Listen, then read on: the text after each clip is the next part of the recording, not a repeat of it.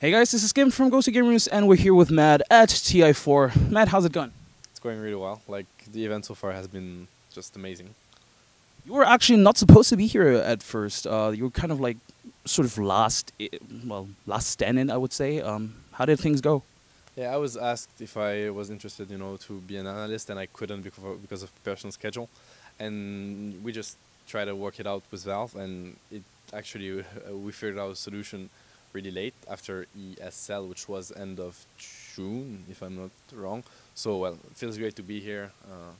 It was a great news for me, and obviously it turned out to be really awesome. Did ESL 1 as an event play a role in your decision making? Like, were you like, oh wow, this was so amazing, I have to do it again? Not really, because even if it was me just being a spectator amongst 10K, that would still be worth it, No, it didn't play a role. I mean, ESL 1 was awesome, but I want to attend TI regardless of, it didn't play a role. Yeah. Sure, makes sense. So day one is over. You've watched all games. What's your impression so far from the teams and from the current standings? I mean, Newbie pretty much dominated everybody. I mean, the teams are all insanely good. I just thought watching the group stage that the draft is not always spot on from many teams.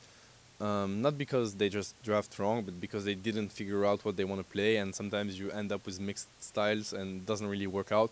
So we had really big surprises because just came down to the draft to which one had the upper hand, and it wasn't really stable.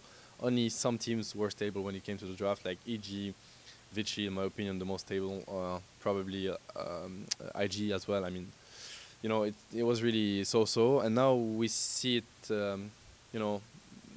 they're starting to really shape up and have a specific play style, and I really I enjoy seeing that. So we saw that from Newbie today, impressive drafting, and they didn't really show that before. So I'm looking forward to see the other teams as well on the lower bracket achieve the same.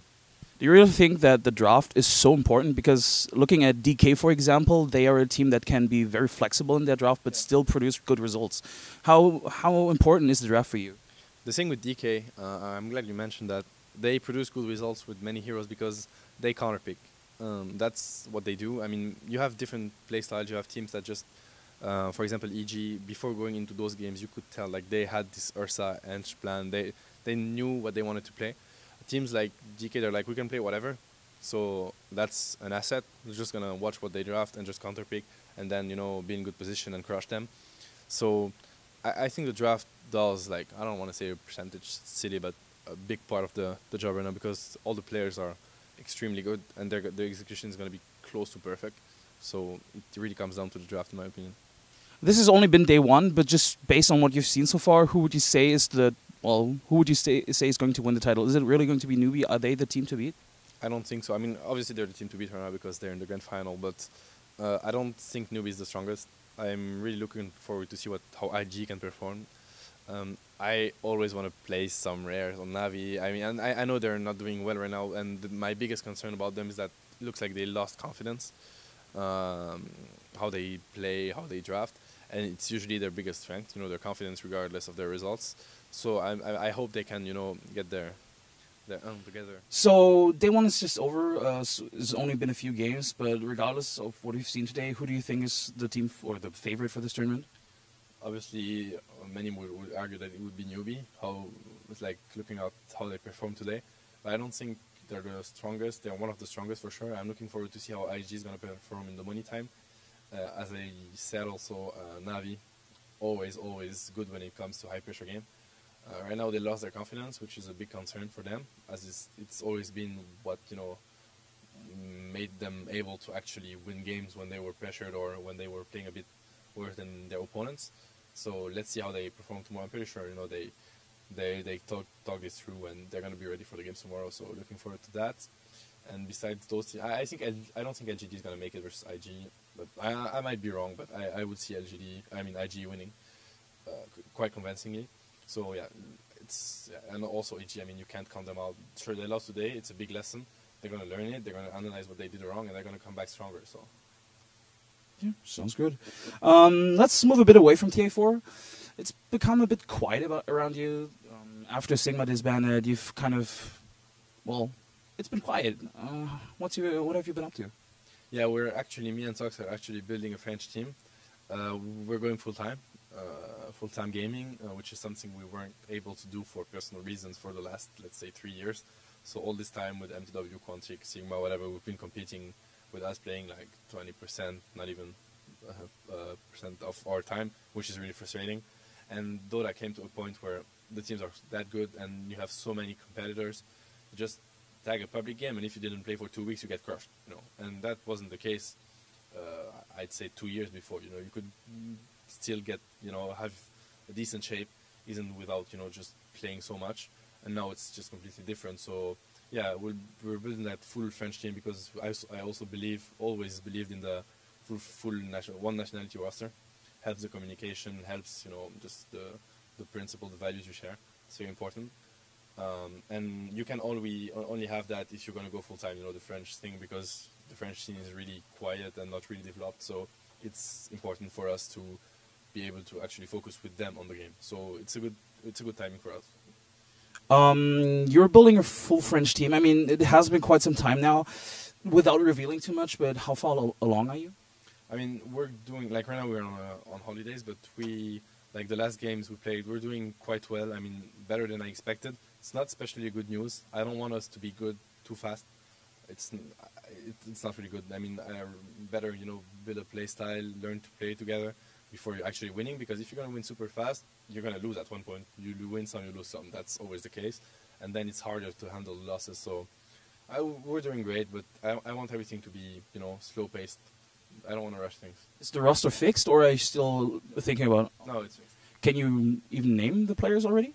Yeah, of course. I can name the players already. It's going to be Sox, as for the French players, 3 players that are called Joral, Kryoji, and Arben.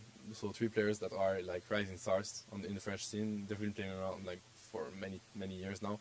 We've been following them, even when we were playing on the international scene. So yeah. How confident are you in this team? I mean, obviously 3 almost completely unknown players, but how confident are you? I'm really confident in this team. I'm confident in the methods we're going to use. We want to do something really professional. We don't want to...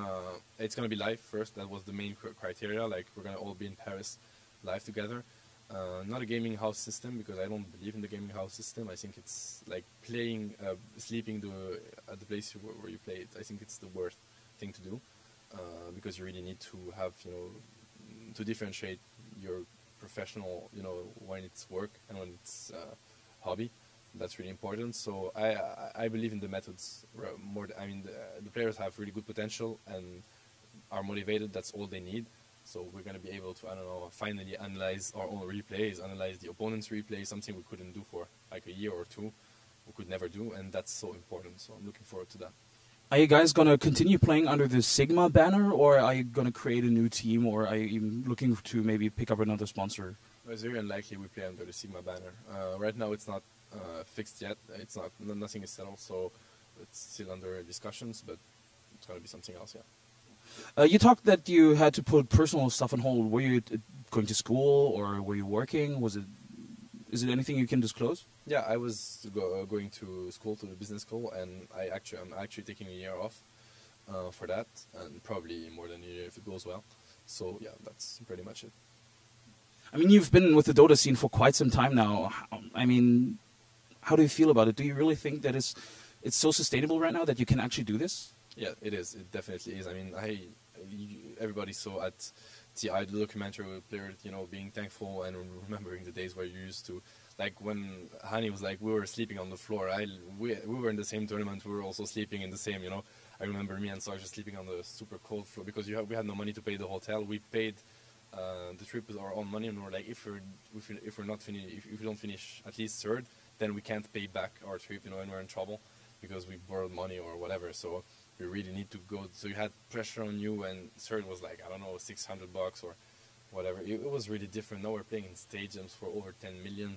It's not only this tournament. Like, you have big tournaments every month almost. You have Star Ladders, you have WPC, you have Dream League, whatever. The scene is just completely different, and the more I see it, the more I believe in esports in general. In my opinion, it's going to be the sport of the future. I don't want to be in the polemic if it's a sport or not, but it's going to be something really big in the future, and I'm glad to be part of that, and I don't want to... It's what I'm passionate about. I don't want to stop that. Since you're talking already about like going almost professional or full professional in it, a lot of people have actually been discussing about like that people, for example, at TI, the prize money is very top heavy. I mean, now still the 8th and 9th place still get money and stuff, but like actually till the 14th place actually people get money, but not everyone gets money. Two teams go home without any money, and there's other tournaments where there's pretty much the same, very top heavy. How do you feel about that? The way I see it, and when I see how much money was raised for the compendium stuff, and let's keep in mind also that, you know, when it's 10 million, it means way more was raised. So that means there is money and there should be enough money for every player that plays seriously and that, you know, puts effort into it to live from his passion. And until that's achieved, there's work to do. But I'm pretty sure Valve is aware of that. It's not like they have to do that. They do it. We need to remind that as well. They could be like, we don't care. They would be in the right. They develop the game, and then they just, you know, that's fine. But they actually are very proactive to make sure everyone can live from that. So that's good. But there is still work to do. I'm pretty sure they're aware of that. So looking forward to see the day where there is no more worries for the players. Like, I need to win or I'm in trouble. It's getting way better. Like, first TI was top 8.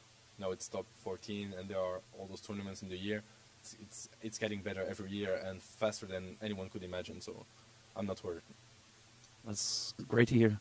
Mad, thank you for the interview. The last part is for you. Any shoutouts? Nah, I usually don't like shout-out. I just shout out every Dota fan, shout out everyone I meet and know and, you know, enjoy spending time with. So that's pretty much it. Thank you. Thank you.